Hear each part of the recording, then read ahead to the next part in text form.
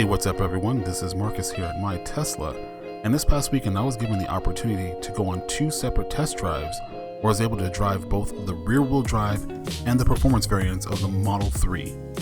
So how did this happen? Well, I was scheduled to do a test drive on Saturday, but as it turned out, the location I went to only had one performance Model 3, and that particular car was booked solid until October. However, they did have 3 rear-wheel drive variants, which is what I was able to test drive that day.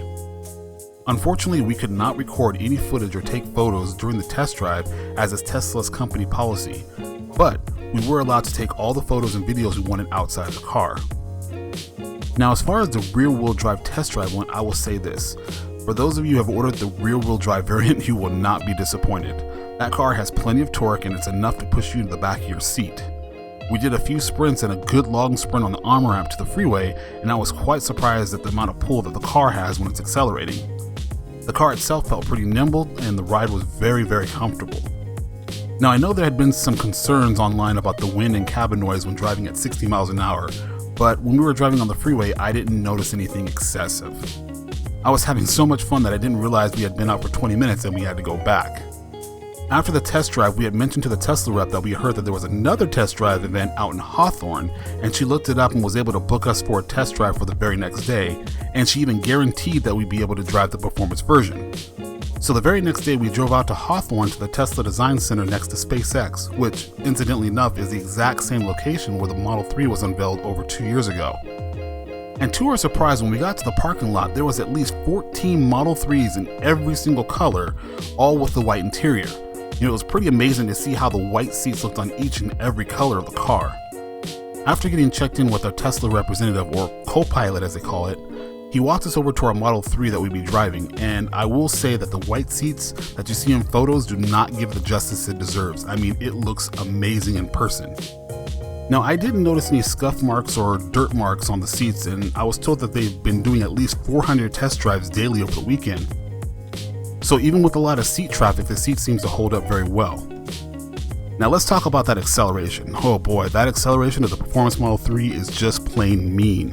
I mean, you step on the accelerator and it pushes you back and it does not let up. And the next thing you know, you're already at 60 miles per hour. I even got a chance to open it up on a curved on-ramp and the car gripped nicely to the asphalt as I accelerated quickly up to 50. The car is just way too much fun. In fact, both the performance and the rear-wheel drive versions are very fun to drive. As far as anything that stood out in regards to the car, I did have 2 minor issues.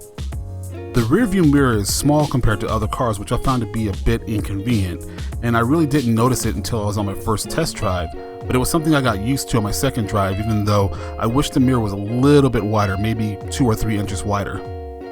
Another thing was the turn signal operation. The turn signal stock requires you to pull all the way up or all the way down. Most cars you can tap it and it locks itself in its position, but I noticed when I tapped the turn signal, it only signaled 3 times and stopped.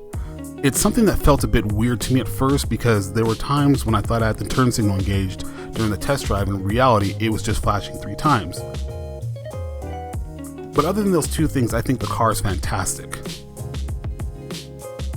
So, was this test drive enough to convert me into the Performance Model 3 camp?